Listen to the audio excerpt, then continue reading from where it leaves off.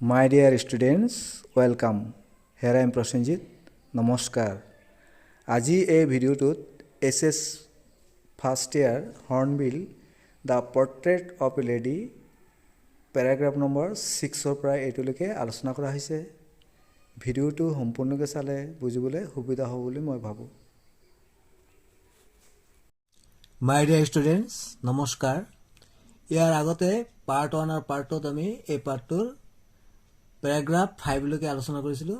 আজি আহা পেৰাগ্ৰাফ 6ৰ পৰা আলোচনা কৰোঁ। As the years rolled by, we saw less of each other. তাৰমানে কি কৈছে?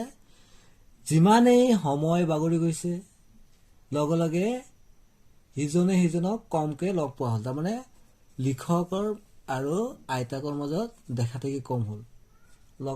এতিয়া তেওঁলোকে লগ খুব কমকৈ পায়। For some time, she continued to wake me up and get me ready for school.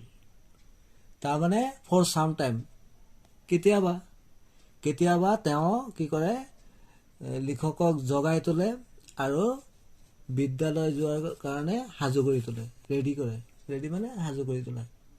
তাৰমানে কিছুদিনৰ বাবে আইতাকে লিখকক জগাই দিয়ে আৰু পঢ়াশালীৰ বাবে সাজু কৰি দিয়ে। When I came back, she would ask me what the teacher had taught me. যেতিয়া লিখকে বিদ্যালয়ৰ পৰা বা পঢ়াশালীৰ পৰা উভতি আহে তেতিয়া আইতাকে সোধে, লিখক কি সোধে যে শিক্ষকে বিদ্যালয়ত কি শিকাইছে। I would tell her English words and little things of Western science and learning, the law of gravity, Archimedes' principle, the world being round, etc. I would tell her English words. তেতিয়া লিখকে কিছু ইংৰাজী শব্দ আইতাকক কয়, and little things of Western science, আৰু পশ্চিমীয়া বিজ্ঞানৰ বিষয়ে কিছু কথা কয়, and learning, the law of gravity মানে মাধ্যাকৰ্ষণ শক্তিৰ বিষয়ে কয়, আৰু Archimedes' principle আৰ্কিমিডিছৰ সূত্ৰ, the world being round, etc. আৰু পৃথিৱী যে ঘূৰণীয়া সেই বিষয়ে কয়। তাৰমানে লিখকে যেতিয়া বিদ্যালয়ৰ পৰা উভতি আহে তেতিয়া আইতাকে যেতিয়া সোধে যে শিক্ষকে কি পঢ়াইছিল তেতিয়া লিখকে কয় যে ইংৰাজী শব্দবোৰ আৰু মাধ্যাকৰ্ষণ সূত্ৰ, আৰ্কিমিডিছৰ সূত্ৰ আৰু পৃথিৱী ঘূৰণীয়া আদি প্ৰাচ্যত্তৰ বিজ্ঞানৰ সৰু সৰু কথাবোৰ শিকোৱাৰ কথা আইতাকক জনায়। This made her unhappy. এইবোৰ কথা শুনি আইতাকে কি হয়, আনহেপি মানে অসুখী হৈ যায়। তাৰমানে আইতাকে এইবিলাক ভাল পোৱা নাছিলে, সেইকাৰণে আইতাকে কি কৰে, আনহেপি হৈ যায় এইবোৰ কথা শুনিলে। She could not help me with my lessons. তেওঁ এতিয়া আৰু মোক মিন্স লিখকক আৰু এতিয়া আৰু কি কৰিব, সহায় কৰিব নোৱাৰে এইবিলাক পাঠত, কাৰণ এইবিলাকৰ বিষয়ে আইতাকৰ ইমান নলেজ নাই, সেইকাৰণে সহায় কৰিব নোৱাৰে। She did not believe in the things they taught at the English school and was distressed that there was no teaching about God and the scriptures. She did not believe in the things, আৰু তেওঁ কি কৰে, এইবিলাকৰ ওপৰত বিশ্বাস নাই, তেওঁ এইবিলাক বিশ্বাস নকৰে। তাৰমানে ইংৰাজী বিদ্যালয়ত পঢ়োৱা কথাবোৰ তেওঁ বিশ্বাস নকৰিছিল।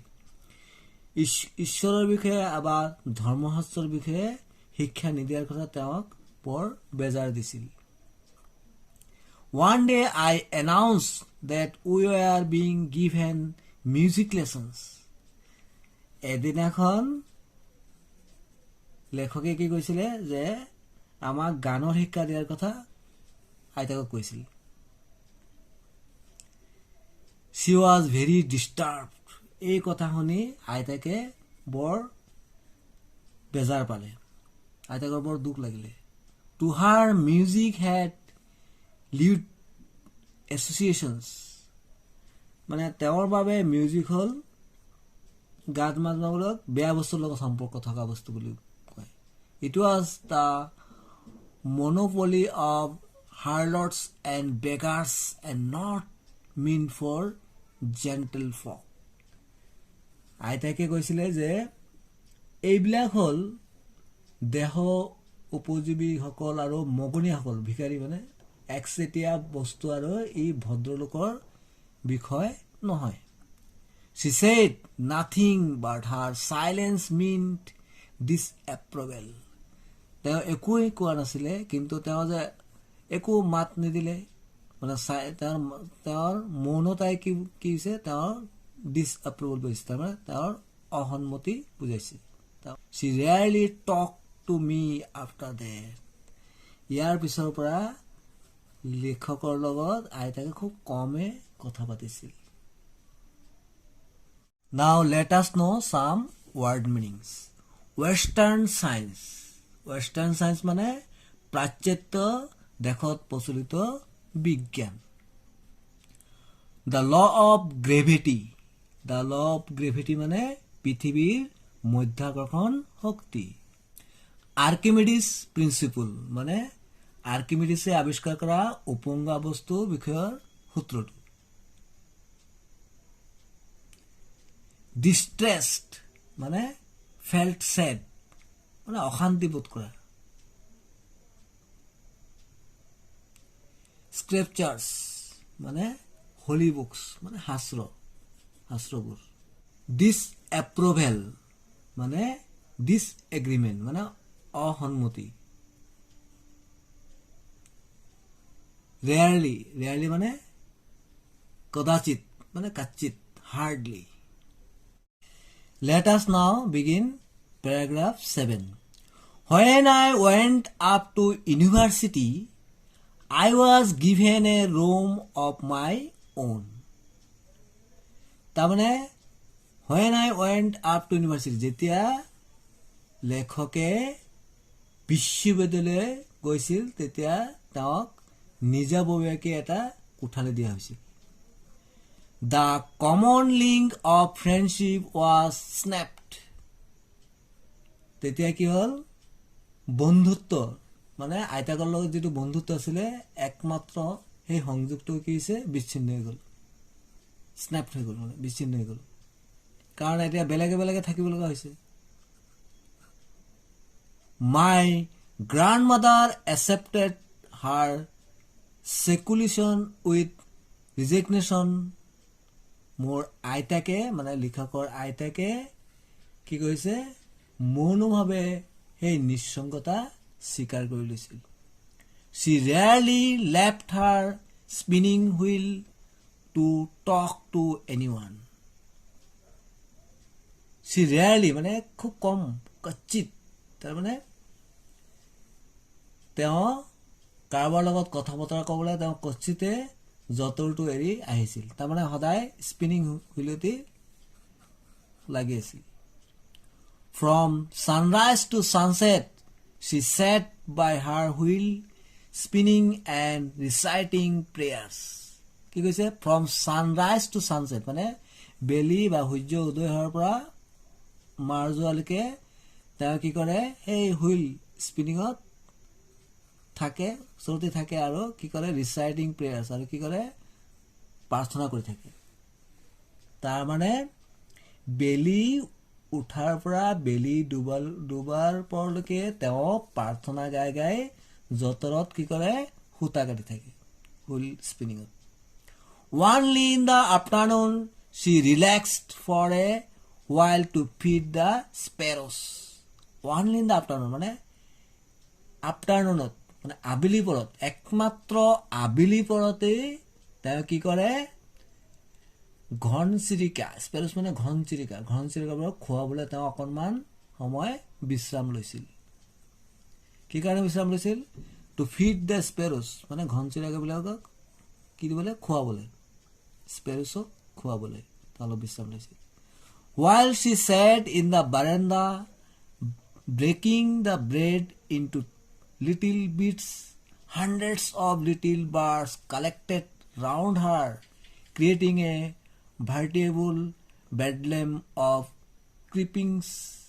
তাৰমানে while she sat in the veranda, যেতিয়া তেওঁ বাৰান্দাত বহি থাকে, তাৰমানে যেতিয়া তেওঁ বাৰান্দাত বহি থাকে তেতিয়া কি হয়, তেওঁ কি কৰে, ব্ৰেকিং দ্য ব্ৰেড, মানে ৰুটিবিলাক কি কৰে, সৰু সৰুকৈ কি কৰে, টুকুৰা কৰে, সৰু সৰুকৈ টুকুৰা কৰি ভাঙিছিল আৰু শ শ চৰায়ে কিচ কিচকৈ চিঞৰি চিঞৰি তেওঁৰ চাৰিওফালে আগুৰি ধৰিছিল. Some came and pressed on her legs, others on her shoulders.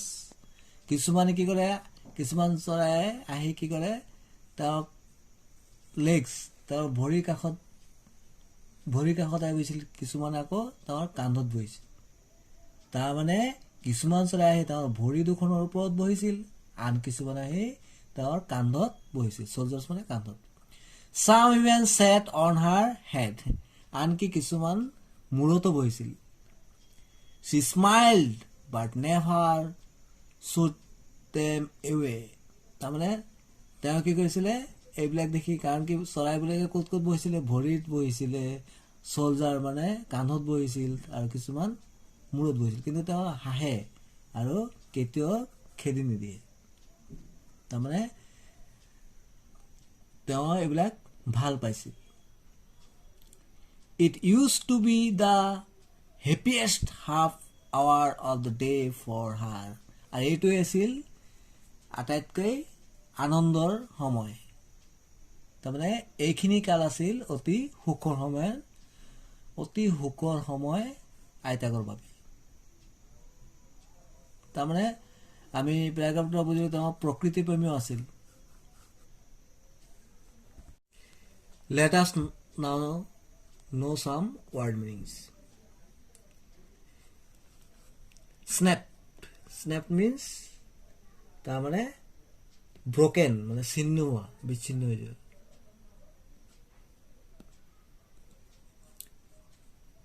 Seclusion. Seclusion মানে loneliness, নিঃসংগতা, অকলশৰীয়া. Sparrows. Sparrows means species of some small birds. তাৰমানে ঘন চিৰিকাবোৰ.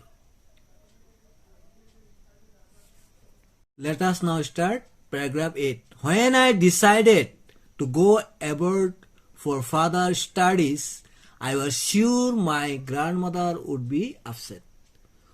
উচ্চ শিক্ষাৰ বাবে মই যেতিয়া বিদেশলৈ যোৱাৰ সিদ্ধান্ত কৰিছিলোঁ, মই ভাবিছিলোঁ যে আইতাকে আৱেগিক হৈ পৰিব, না আপছেট হ'ব, অলপ দুখী হ'ব. I would be away for 5 years and at her age one could never tell. I would be away for 5 years. মই লিখক কৈছে মই কিমান বছৰৰ কাৰণে বাহিৰত থাকিম, 5 বছৰৰ কাৰণে. তাৰমানে 5 বছৰ কাল আঁতৰি থাকিব লগা হ'ব.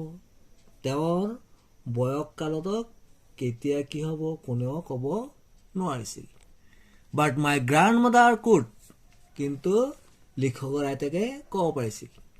শ্বি ৱাজ নট ইভেন চেণ্টিমেণ্টেল, তেওঁ আনকি আৱেগিক হোৱা নাছিল. She came to leave me at the railway station, তেওঁ ৰেলৱে ষ্টেচনত লিখকক এৰিবলৈ আহিছিল. But did not talk or show' any emotion, কিন্তু তেওঁ অকণমানো কথা বতৰাও পতা নাছিল আৰু আৱেগো দেখুওৱা নাছিল. Her lips moved in prayer, her mind was lost in prayer, তেওঁৰ ওঠ দুটা লৰিছিল প্ৰাৰ্থনা কৰাৰ বাবে. আৰু mind was lost in prayer, আৰু মনটো ক'ৰবাত তেওঁৰ প্ৰাৰ্থনাৰ মাজতে হেৰাইছিল. Her fingers are busy telling the beads of her rosary, আৰু তাৰ ফিংগাৰবিলাক মানে আঙুলিবোৰ ব্যস্ত হৈ আছিল জপ মাৰাডালৰ গুটিবোৰ গণনা কৰাত. Silently she kissed my forehead and when I left I cherished the moist imprint as perhaps the last sign of physical contact between us. Silently she kissed my forehead. কি কইলে নিঃশব্দে তেওঁ লিখকৰ কপালত কিছ কৰিছিল আৰু লিখকে তেওঁৰ এৰি যোৱাৰ পাছত তেওঁৰ কপালত লাগি থকা হেমকাখিনি সম্ভৱতঃ আইতাকৰ আৰু লিখকৰ হেকবাৰৰ বাবে হোৱা ফিজিক্যাল যেটো মানে দৈহিক পৰক বুলি ভাবিছিল Now let us know some word meanings fingers মানে আঙ্গুলিবোৰ forehead মানে কপাল কপালখন cherished মানে মূল্যবান বুলি গণ্য কৰা